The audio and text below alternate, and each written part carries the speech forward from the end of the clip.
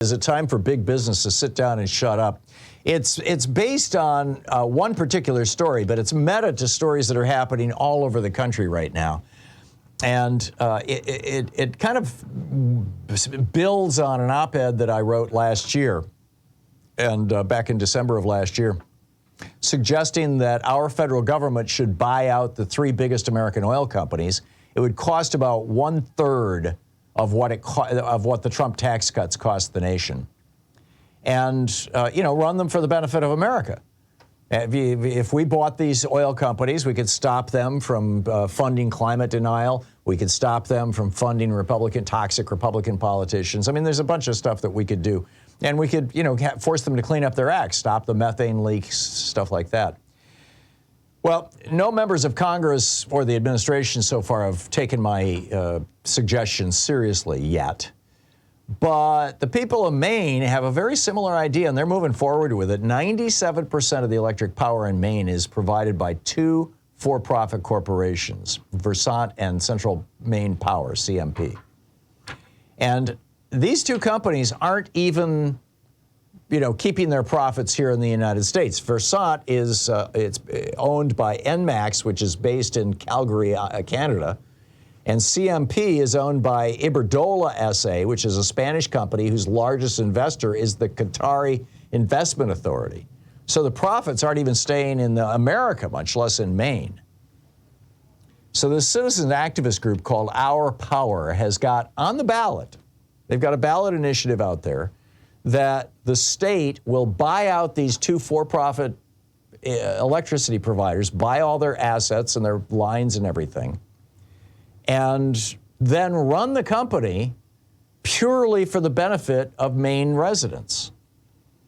Now, this has been done many times before. For example, in 1998, the state of New York's legislature created a nonprofit called the Long Island Power Authority to provide electricity to Long Island. Because the for-profit companies that were doing so were just doing a terrible, terrible job. And it now serves over 1 million people, and the rates, when they dropped the for-profit status and went to nonprofit, the rates dropped 20%.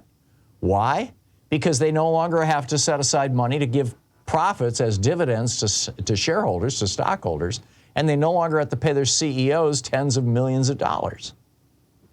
Winter Park, Florida, the same thing. The residents of Winter Park, Florida, were sick and tired of being screwed by a for-profit electric utility, and so they voted to take it over. They bought it out, and they run it now, and they have been saving a pile of money. And not only that, the extra money, and this is, like in California, PG&E has been charged with manslaughter, with murder, essentially, for not spending money to bury their power lines. And so they, above ground power lines get hit by storms and they cause wildfires, and that killed all those people. In that town, Paradise, I believe was the name of the town, where some 80 people died, and it was caused by apparently caused by PG&E power lines going down. If they had buried those power lines, it wouldn't have happened. Well, that's what Winter Park, Florida has done.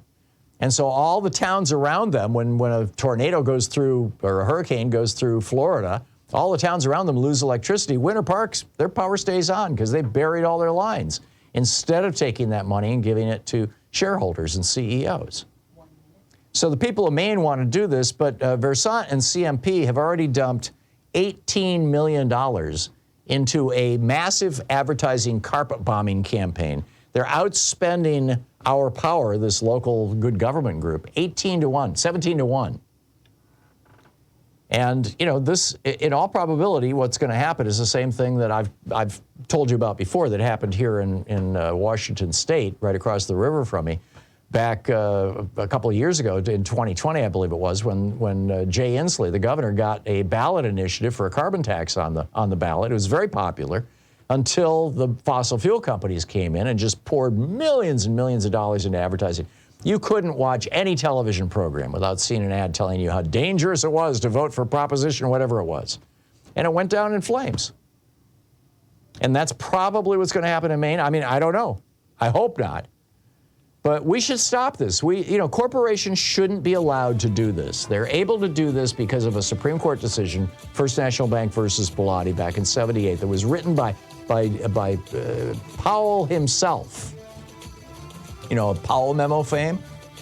and Lewis Powell. And so, frankly, I think we need to reverse this. Congress needs to get into the act and say to corporations, no, you cannot interfere in the political will of we the people.